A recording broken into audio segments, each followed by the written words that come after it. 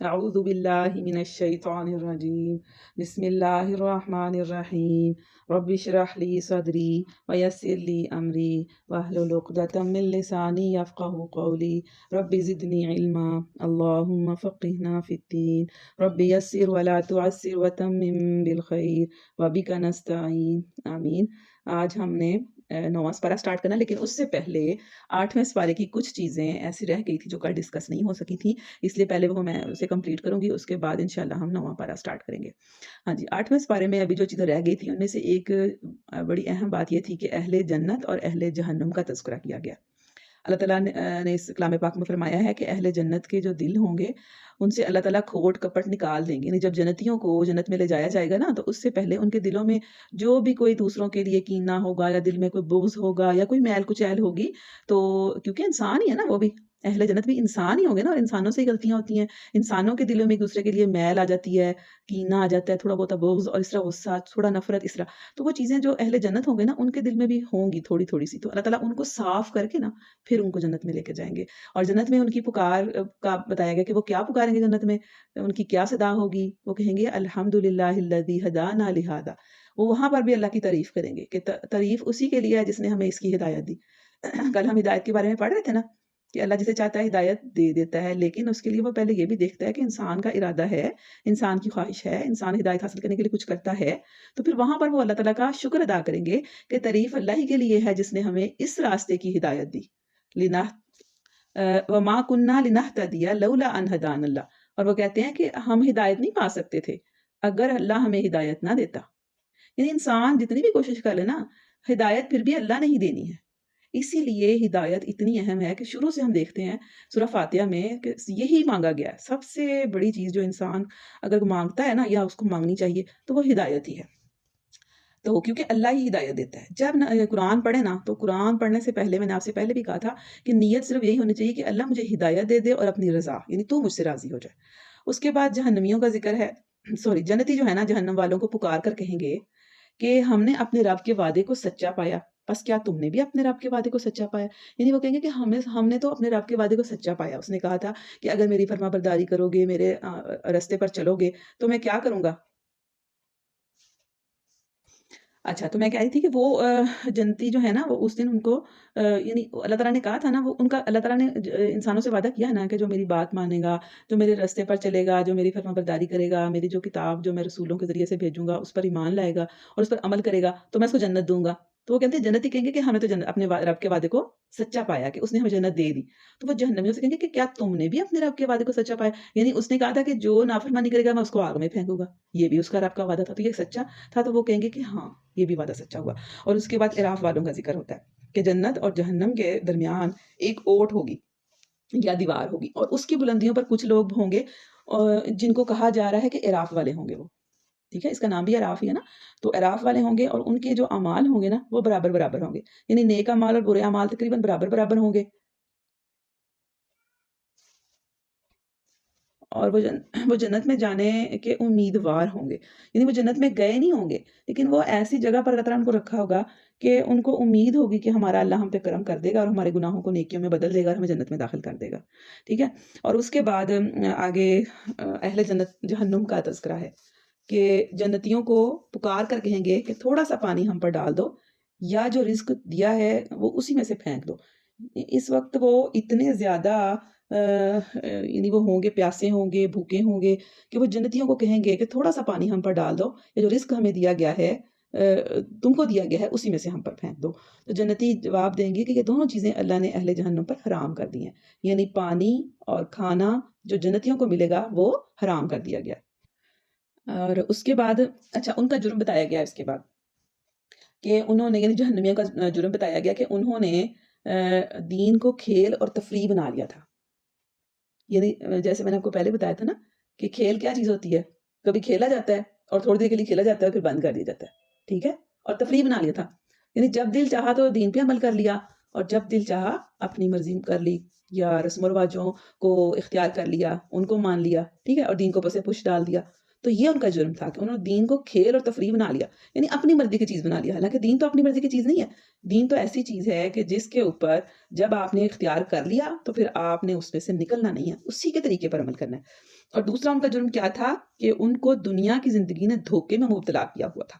یعنی وہ سمجھ رہے تھے کہ یہ دنیا ہی سب کچھ ہے، آخرت اخرت جو ہے نا وہ دیکھی جائے گی. دنیا کی چکا چوند، دنیا کا مال، دنیا کی چیزیں، دنیا کی جو اٹریکشنز ہیں جو انسان کو اٹریکٹ کرتی ہیں، اس نے ان کو دھوکے میں ڈالا ہوا تھا کہ بس یہی چیزیں ہیں سب کچھ، بس یہ ٹھیک ہے تو سب ٹھیک ہے، آخرت دیکھی جائے گی. وہ کون سا نظر آ رہی ہے؟ وہ جب آئے گی تو پھر دیکھی جائے گی، پتہ نہیں آنی بھی کہ نہیں آنی. اسی وہ زوم میں اور دھوکے میں مبتلا رہے جس کا آج ان کو، جس کی وجہ سے ان کو جہنم میں پھینکا گیا. اور پھر وہ تیسرا قیامت کے دن کی ملاقات کو بھول گئے تھے کہ ان کو بالکل بھی نہیں یاد تھا کہ ایک دن ایسا آنے والا ہے جس دن وہ اللہ تعالیٰ سے ملاقات کریں گے اور ان کو اپنے اعمال کا جواب دینا ہوگا. یہ وہ چیزیں تھیں جو ان کا جرم تھا جہنمیوں کا. اس کے بعد اسی پارے میں مختلف قوموں کے واقعات بیان کیے گئے ہیں جو ہم انشاءاللہ پھر آہستہ آہستہ وقتاً فوقتاً ان کو ڈیٹیل کے ساتھ آگے پڑھتے رہیں گے. فی الحال صرف ایک واقعے کا میں یہاں پر ذکر کروں گی اور اسی کے ساتھ 9واں پارہ بھی سٹارٹ ہوتا ہے، یعنی 8ویں اس پارے کا اینڈ ہے اور 9واں پارہ جو ہے وہ شروع ہوتا ہے اور اسی واقعے کے ساتھ ہی. وہ تھے مدین والوں کا ذکر ہو رہا ہے کہ مدین والے جو تھے نا ان میں حضرت شعیب علیہ السلام نبی تھے اور ان کا جرم یہ تھا کہ وہ ناپ تول میں کمی کیا کرتے تھے، یعنی کم ناپا کرتے تھے، کم تولا کرتے تھے اور پیسے پورے لیا کرتے تھے. ٹھیک ہے. تو اور جب حضرت شعیب نے ان کو منع کیا تو قوم کے جو سردار تھے نا، بڑے بڑے لوگ تھے، انہوں نے کہا کہ حضرت شعیب سے کہا کہ ہم تجھے اور تیرے ساتھیوں کو اپنی بستی سے نکال دیں گے، یعنی ہمیں منع نہ کرو. ایک جگہ پہ قرآن پاک میں آتا ہے، انہوں نے کہا کیا تمہاری نماز تمہیں یہ حکم دیتی ہے کہ تمہیں ناپ تول سے منع کرو، غلط مطلب ہمیں بددیانتی کرنے سے روکتے ہو، تم اپنی نمازیں پڑھتے رہو اور بددیانتی کرنے دو. ابھی بھی ہم ایسے کہتے ہیں نا کہ تم اپنی نماز پڑھو، نمازیں مجھے ٹھیک کر لو، باقی معاملات کو چھوڑو پرے. ٹھیک ہے. یہی وہ کہتے تھے اور یہ ساتھ ان کو وہ تھریٹ کر رہے ہیں حضرت شعیب کو اور ان کے ساتھیوں کو کہ آپ اگر باز نہ آئے تو ہم آپ کو اپنی بستی سے نکال دیں گے. لیکن اللہ سے وہ بے خوف ہو گئے. پھر کیا ہوا؟ اچانک اللہ کا عذاب ان کے اوپر آ گیا، ایک دل دہلا دینے والی آفت، اور وہ اوندے منہ پڑے کے پڑے رہ گئے. جہاں وہ پڑے تھے وہیں وہ اللہ تعالیٰ نے ان کے اوپر آفت ایسی ڈالی کہ وہ وہیں پہ پڑے کے پڑے رہ گئے. پھر اس کے بعد اللہ تعالیٰ آگے فرماتے ہیں کہ تنگی اور سختی جو ہے نا وہ کسی قوم پر، کسی بستی پر اس لیے آتی ہے کہ وہ عاجزی پر اترا ہے. یہ بات ہم نے سورہ انعام میں بھی پڑھی کہ اس لیے اللہ تعالیٰ کسی قوم کو سختی میں مبتلا کرتے ہیں کہ وہ عاجزی کریں، استغفار کریں، اپنے گناہوں کی معافی مانگیں اور اپنے اعمال جو ہیں وہ درست کر لیں. پھر اس کے بعد آگے ایمان اور تقوی کو برکت کا ذریعہ بتایا گیا. اچھا، ہمارے دلوں میں برکت کیا ہے؟ ہم سمجھتے ہیں کہ ہم بے ایمانی کر لیں گے، کم دیں گے اور زیادہ پیسے لیں گے، تھوڑا تو لیں گے اور پیسے اتنے ہی لیں گے اور چیزیں جو ہیں وہ کم دیں گے تو شاید ہمارے پاس جو ہے برکت بڑھ جائے گی. لیکن اللہ تعالیٰ نے بتایا ہے کہ ایمان اور تقوی جو ہے نا، یعنی ایمان یعنی اللہ کا خوف ہو اندر، اور ساتھ تقوی، ایمان اور تقوی ان دونوں چیزیں جو ہیں وہ برابر برابر ہوں تو پھر کیا ہے؟ پھر برکت کا ذریعہ ہے. یعنی آپ کو پتا ہو کہ آپ کو کوئی ہستی دیکھ رہی ہے، آپ سے آپ کے اعمال کی جواب دہی ہوگی، آپ جو کر رہے ہیں نا کمی بیشی ساری دیکھی جا رہی ہے، تو خوف ہوگا اللہ کا، تو یہی تقوی ہے. تو پھر یہ کیا چیز ہے؟ یہ برکت کا ذریعہ ہے. اللہ تعالیٰ جس کو بڑھانا چاہتا ہے نا، جس کو برکت دینا چاہتا ہے، وہ ہمیں نہیں پتا ہوتا کہاں سے اللہ تعالیٰ برکتیں دے دیتے ہیں، تھوڑی چیز بھی زیادہ ہو جاتی ہے. ٹھیک ہے نا. تو اور برکت کس چیز سے ہوتی ہے؟ ایمان سے اور تقوی سے. دیکھیں آپ ایمانداری سے کام کرتے رہیں تو کتنا آپ مشہور ہو جاتے ہیں. ایک آپ کا بن جاتا ہے کہ جی یہ جو ہے نا بہت اچھا کام کرتے ہیں، یہ ایمانداری سے کام کرتے ہیں، ہے نا. تو آپ کا ایک نام بن جاتا ہے اور پھر اللہ تعالیٰ اسی میں آپ کو اتنی برکت دیتے ہیں اور آپ کا کاروبار، آپ کا بزنس یا جو بھی آپ کام کر رہے ہیں تو اس میں اللہ تعالیٰ بہت بڑھا دیتے ہیں اس کو. تو ہماری غلطی کیا ہوتی ہے؟ ہم ناپ تول میں کمی کرنے لگ جاتے ہیں، ڈنڈی مارنے لگ جاتے ہیں، جس سے نقصان ہوتا ہے، دنیا کا بھی ہوتا ہے اور آخرت کا بھی نقصان ہوتا ہے. اچھا، اب آگے ہم دیکھتے ہیں کہ جتنے بھی قصے بیان کیے گئے نا یہاں، جتنے بھی پیچھے میں ڈیٹیل سے نہیں بتائے لیکن ان کا ایک ہی سبق ہے. وہ کیا ہے؟ کہ اللہ کی جو پکڑ ہے نا وہ بڑی زبردست ہے. انسان کبھی یہ نہ سمجھے کہ وہ چونکہ بڑھ رہا ہے، پنپ رہا ہے، مال بھی آ رہا ہے اس کے پاس، ہر نعمت اس کو مل رہی ہے تو وہ بڑا ٹھیک چل رہا ہے، اس کو کوئی مسئلہ ہی نہیں ہوگا، اب اللہ بھی اس سے بڑا خوش ہے. لیکن جب اللہ پکڑتا ہے نا تو اچانک اس کو پکڑ لیتا ہے. بتاتا نہیں اللہ پکڑنے سے پہلے کہ میں پکڑنے لگا ہوں، وہ کسی وقت بھی انسان کو کسی جگہ سے بھی پکڑ لیتا ہے. اسی طرح لوگوں کو پہلے پکڑا، قوموں کو جنہوں نے نبیوں کی بات نہیں مانی. اس کے بعد حضرت موسیٰ اور فرعون کا ذکر ہے کافی ڈیٹیل کے ساتھ، وہ میں آپ کے سامنے بیچ بیچ میں سے آیات پڑھ دیتی ہوں یہ جہاں پر ان کا تفصیل کے ساتھ ذکر آیا ہے. یہاں پر اللہ تعالیٰ فرماتے ہیں کہ پھر ان قوموں کے بعد جن کا ہم نے اوپر ذکر کیا ہے، ہم نے موسیٰ کو اپنی نشانیوں کے ساتھ بھیجا. فرعون کے پاس اور اس کی قوم کے سرداروں کے پاس، مگر انہوں نے بھی ہماری نشانیوں کے ساتھ ظلم کیا، پس دیکھو کہ ان مفسدوں کا کیا انجام ہوا۔ اب نشانیاں کون سی تھی یہ بھی آگے آ رہا ہے۔ موسیٰ نے کہا اے فرعون میں کائنات کے مالک کی طرف سے بھیجا ہوا ہوں، میرا منصب یہی ہے کہ اللہ کا نام لے کر کوئی بات حق کے سوا نہ کہوں، لہٰذا تم بنی اسرائیل کو میرے ساتھ بھیج دو۔ فرعون نے کہا اگر تو کوئی نشانی لایا ہے اور اپنے دعوے میں سچا ہے تو اسے پیش کر۔ موسیٰ نے اپنا عصا یعنی لاٹھی پھینکی اور یکا یک وہ ایک جیتا جاگتا اژدہا بن گیا۔ اس نے اپنی جیب سے ہاتھ نکالا اور سب دیکھنے والوں کے سامنے وہ چمک رہا تھا۔ اس پر فرعون کی قوم کے سرداروں نے آپس میں کہا کہ یہ بڑا ماہر جادوگر ہے، تمہیں تمہاری زمین سے بے دخل کرنا چاہتا ہے، اب کہو کیا کہتے ہو۔ پھر ان سب نے فرعون کو مشورہ دیا کہ اسے اور اس کے بھائی کو انتظار میں رکھیے اور تمام شہروں میں ہرکارے بھیج دیے کہ ہر ماہر فن جادوگر کو آپ کے پاس لے کے آئیں۔ پھر ایسے ہمیں پتہ ہی ہے نا، ہم نے بار بار سنا ہوا ہے کہ وہ آگے، پھر مقابلہ ہوا، پھر انہوں نے کہا کہ موسیٰ سے کہا تم پھینکتے ہو یا ہم پھینکیں؟ موسیٰ نے کہا تم پھینکو، تو انہوں نے اپنے عنصر جو تھے، جو بھی جادو تھا وہ پھینکا، تو لوگوں کی آنکھوں پر ایک جادو ہو گیا اور لوگوں کو لگا جیسے یہ سانپ ہوتے ہیں۔ لیکن جب موسیٰ نے اپنا عصا پھینکا تو وہ اتنا بڑا تھا کہ اس نے اتنا بڑا اژدہا بن گیا، اس نے سارے ان کے چھوٹے چھوٹے سانپ جو تھے وہ کھا لیے۔ اس وقت جب جادوگروں نے دیکھا نا تو وہ مغلوب ہو گئے، انہوں نے کہا مغلوب ہو گئے، فرعون اور اس کے ساتھی میدان مقابلہ میں مغلوب ہو گئے، اور جادوگر جو تھے نا وہ سجدے میں گر گئے، اندر سے سجدے میں گر گئے۔ انہوں نے کہا کہ ہم نے مان لیا رب العالمین کو، اس رب کو جسے موسیٰ اور ہارون مانتے ہیں۔ فرعون نے کہا تم اس پر ایمان لے قبل اس کے کہ میں تمہیں اجازت دوں، یعنی فرعون نے پھر کہا کہ تم نے میری اجازت نہیں مانگی اور خود بخود ہی ایمان لے کر آ گئے ہو۔ ایمان لے قبل اس کے کہ میں تمہیں اجازت دوں، یعنی فرعون نے پھر کہا کہ تم نے میری اجازت نہیں مانگی اور خود بخود ہی ایمان لے کر آ گئے ہو۔ تو انہوں نے کہا کہ میں تمہارے ہاتھ پاؤں مخالف سمتوں سے کٹوا دوں گا۔ اس وقت سولی دینے کا یہ طریقہ ہوتا تھا کہ ایک ہاتھ کاٹتے تھے اور دوسرا پاؤں کاٹ کے لٹکا دیا جاتا تھا۔ اسی طرح انہوں نے کہا، فرعون نے کہا جادوگروں سے کہ میں تم کو اسی طرح سولی دوں گا، تمہارے ہاتھ پاؤں مخالف سمتوں سے کٹوا دوں گا اور اس کے بعد تم سب کو سولی پر چڑھا دوں گا۔ تو انہوں نے جواب دیا کہ بہرحال ہمیں پلٹنا اپنے رب ہی کی طرف ہے۔ کتنی بڑی بات ہے، اتنا بڑا ایمان ان کا ہو گیا۔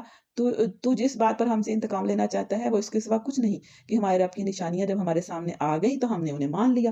اے رب ہم پر صبر کا فیضان کر اور ہمیں دنیا سے اٹھا تو اس حال میں کہ ہم تیرے فرما بردار ہوں۔ پھر یہ انہوں نے دعا کی ربنا افرغ علینا صبرا وتوفنا مسلمین، کہ اے رب ہم پر صبر کا فیضان کر اور ہمیں اس حال میں اپنے پاس لے کر بلا کہ ہم تیرے فرما بردار ہوں۔ یعنی اس وقت انہوں نے صرف رب سے ہی پھر رجوع کیا، اللہ سے ہی صبر مانگا، اور کیونکہ بہت بڑا ان کا امتحان شروع ہو گیا تھا، بہت بڑی ان کی آزمائش تھی۔ پھر اس کے بعد فرعون نے کہا کہ ان کے بیٹوں کو قتل کراؤں گا میں اور ان کی عورتوں کو جیتا چھوڑ دوں گا۔ پھر یہ ایک آزمائش آ گئی بنی اسرائیل کے اوپر۔ پھر اس کے بعد ایسا ہوا کہ ہم نے فرعون کے لوگوں کو کئی سال تک قحط اور پیداوار کی کمی میں مبتلا رکھا کہ شاید ان کو ہوش آئے، مگر ان کا حال یہ تھا کہ جب اچھا زمانہ آتا تو کہتے ہیں ہم اسی کے مستحق ہیں، جب برا زمانہ آتا تو موسیٰ اور اس کے ساتھیوں کو اپنے لیے فال بد ٹھہراتے، یعنی یہ منحوس ہے ہمارے لیے، ان کی وجہ سے ہم پہ اس طرح کے عذاب آ رہے ہیں۔ پھر اللہ تعالیٰ نے مختلف عذاب بھیجے، 9 طرح کی نشانیاں تھیں حضرت موسیٰ کو ملی ہوئی، ان میں سے یہ عذاب بھی شامل ہیں۔ ان میں طوفان بھیجا، ٹڈی دل بھیجے، سرسریاں پھیلائیں، مینڈک نکالے اور خون برسایا، اور یہ الگ الگ سے عذاب آتے تھے۔ ایک عذاب آتا تھا اور وہ اتنا زبردست ہوتا تھا کہ یہ سارے توبہ کر اٹھتے تھے کہ موسیٰ سے کہتے تھے کہ اپنے رب سے معافی مانگو اور دعا کرو کہ ہم ایمان لے آئیں گے اگر وہ یہ بلا ہم سے ٹلوا دے اور ہم بنی اسرائیل کو تمہارے ساتھ بھیج دیں گے۔ پھر جب وہ دعا کرتے عذاب ٹل جاتا تو پھر ویسے کے ویسے ہی ہو جاتے۔ اسی طرح یہ بار بار ہوا۔ پھر آخر ایسا ہوا کہ بنی اسرائیل جو تھی نا اس کو اللہ تعالیٰ کہتے ہیں ہم نے سمندر سے گزار دیا۔ پھر وہ چلے، ان کو سمندر سے نکال دیا اور ان کو غرق کر دیا، فرعون کو اور اس کے ساتھیوں کو۔ پھر وہ چلے اور راستے میں ایک ایسی قوم پر گزر ہوا جو بتوں کی گرویدہ بنی ہوئی تھی۔ جب وہ نکل گئے نا اس قوم سے تو پھر آگے کا حال بتایا جا رہا ہے کہ کیا ہوا کہ راستے میں ان کو ایک ایسی قوم نظر آئی جو بتوں کی گرویدہ تھی، یعنی بت بناتی تھی، ان کو پوجتی تھی۔ اب وہ چونکہ لوگ وہ پہلے بھی وہاں سے ایسے علاقے سے آئے تھے، ایسی قوم کے ساتھ آئے تھے جو بتوں کو پوجتے تھے، تو ان کے دل میں ابھی بھی بتوں کے ساتھ بڑی وہ تھی، یہ خاص لگاؤ۔ تو انہوں نے کہا ہمارے لیے بھی کوئی بت بنا دیا جائے۔ تو اس وقت پھر ان پر اللہ تعالیٰ نے ان کو حضرت موسیٰ نے ان کو ڈانٹا۔ انہوں نے کہا کہ تم لوگوں کو اللہ تعالیٰ نے اس وقت پوری قوم میں فضیلت بخشی ہے، تم کس طرح کی باتیں کرتے ہو؟ تم پر اتنے احسان کیے ہیں، تمہیں یہاں سے وہاں بنی اسرائیل کے ظلم فرعون کے ظلم سے نکال کے یہاں پہ لے کر آیا اللہ تعالیٰ، اور آپ کو آپ کی بیٹیوں کو وہ زندہ چھوڑ دیتے تھے، بیٹوں کو قتل کر دیتے تھے، آپ کے اوپر اتنا عذاب تھا اور آپ پھر بتوں کی بات ہی کر رہے ہیں۔ اس کے بعد اللہ تعالیٰ نے حضرت موسیٰ کو 30 روز کے لیے کوہ سینا پر طلب کیا اور بعد میں 10 دن کا اضافہ اور کر دیا، 40 دن پورے ہو گئے۔ اس طرح اس کے رب کی مقرر کردہ مدت پورے 40 دن ہو گئی۔ موسیٰ نے چلتے ہوئے اپنے بھائی ہارون سے کہا، جب موسیٰ جا رہے تھے نا اپنی قوم سے نکل کر حضرت اللہ تعالیٰ کے بلانے پر، تو انہوں نے اپنے بھائی سے کہا کہ میرے پیچھے تم میری قوم میں میری جانشینی کرنا اور ٹھیک کام کرتے رہنا اور بگاڑ پیدا کرنے والوں کے طریقے پر نہ چلنا۔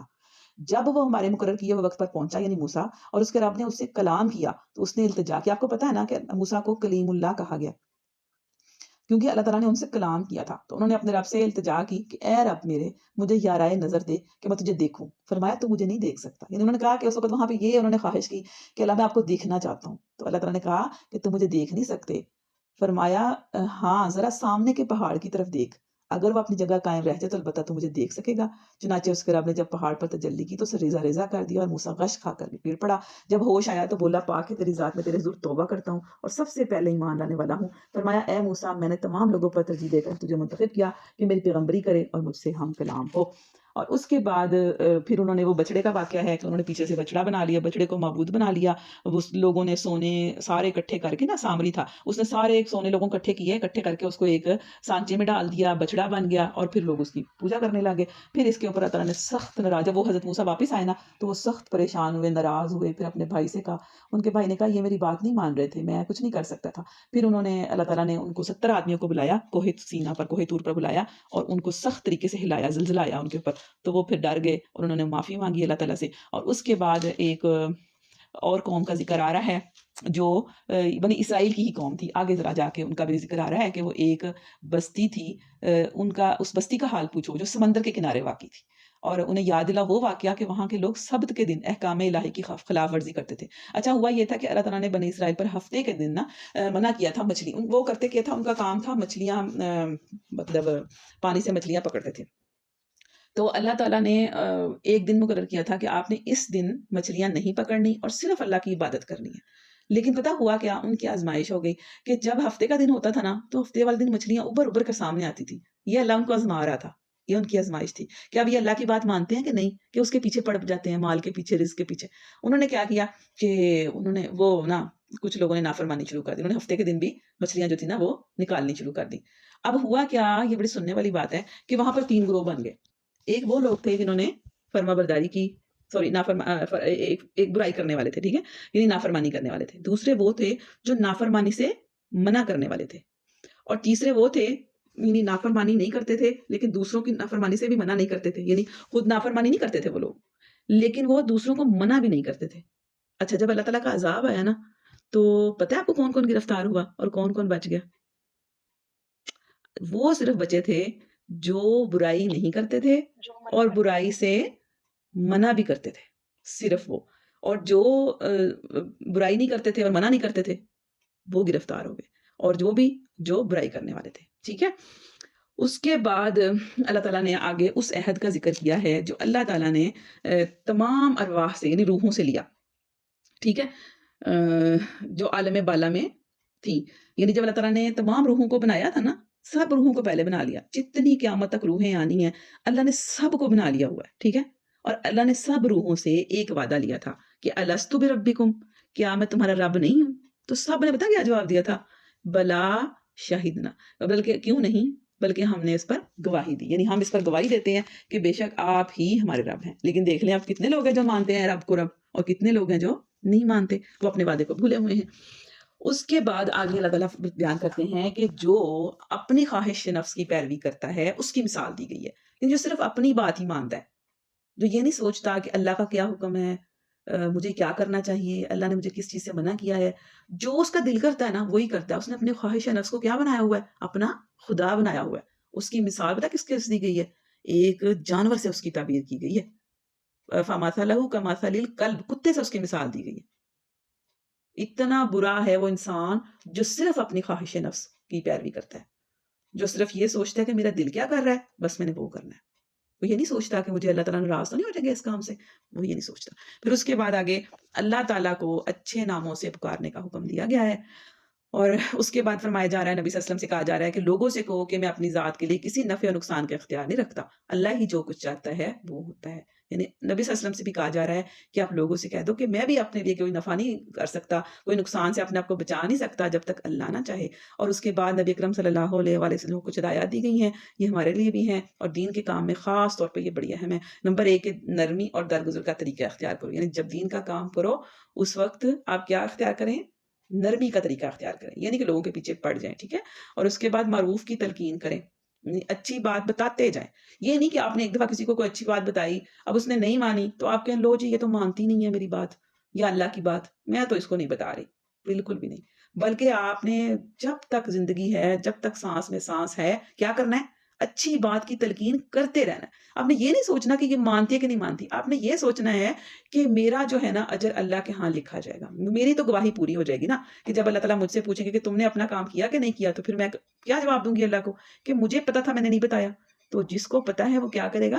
وہ بتائے گا، خود بھی کرے گا اور دوسروں کو بتائے گا۔ اور اس کے بعد تیسرا کام ہے کہ جاہلوں سے نہ الجھو، یعنی کچھ ایسے لوگ بھی ہوتے ہیں جو آپ کے ساتھ بدتمیزی سے پیش آتے ہیں، جو حالت کرتے ہیں، بحثوں میں پڑ جاتے ہیں، پھر بحث نہیں کرنی آپ نے، ٹھیک ہے؟ آپ نے بات بتانی ہے اور بس بحث کریں گے تو کیا ہوگا؟ بحث برائے بحث جھگڑا بن جائے گا، جھگڑا نہیں کرنا، ٹھیک ہے؟ یہ بھی بہت بڑا پوائنٹ ہے۔ اور اس کے بعد شیطان کی اکساہٹ سے بچنے کا طریقہ بتایا گیا ہے کہ اللہ کی پناہ مانگو، کیسے؟ اعوذ باللہ من الشیطان الرجیم۔ جب بھی آپ کو محسوس ہو نا، جو مومن ہوتے ہیں نا، ان کو جب شیطان ان کو ورغلاتا ہے نا، پھسلاتا ہے، غلط کام کی طرف لے کے جاتا ہے، تو ان کو فوراً پتہ چل جاتا ہے اور وہ فوراً اللہ کا ذکر کرتے ہیں، اللہ سے اللہ کی پناہ مانگتے ہیں کہ اللہ تعالیٰ مجھے اس شیطان کے شر سے اپنی پناہ میں لے لے، ٹھیک ہے؟ جب بھی آپ کو زندگی میں لگے کہ آپ کو کوئی غلط مشورہ دے رہا ہے، کوئی آپ کے دل سے ہی بعض کا چیزیں اٹھ رہی ہوتی ہیں، آپ کو لگتا نہیں کہ کوئی شیطان ہمیں بتا رہا ہے، کوئی آ کے ہمیں بتا رہا ہے، وہ آپ کے دل کے اندر سے چیزیں آپ اٹھ رہی ہوتی ہیں، دماغ سے ایسی سوچیں الٹی پلٹی آ رہی ہوتی ہیں، اس وقت کیا کریں؟ نیگیٹو سوچ آئے تو کیا کریں؟ فوراً اللہ کو یاد کریں، اللہ کی پناہ مانگ لے کہ اللہ تعالیٰ تو مجھے اپنی پناہ میں لے لے، اپنی امان میں لے لے، اپنی شیلٹر کے اندر لے لے، ٹھیک ہے؟ اور مجھے اس شیطان کے شر سے بچا لے۔ پھر اس کے بعد کہا جا رہا ہے کہ قرآن کو توجہ اور خاموشی سے سنو۔ جب قرآن پڑھا جائے تو کیا کرو؟ باتیں نہیں کرنے لگ جاؤ یا دھیان ادھر ادھر نہیں کرنا۔ کیوں؟ کیونکہ اگر آپ اللہ کی رحمت چاہتے ہیں، اس کے امیدوار ہیں، اس کے طلبگار ہیں، آپ چاہتے ہیں کہ مجھ پر اللہ تعالیٰ اپنا رحم کرے، تو پھر کیا کریں؟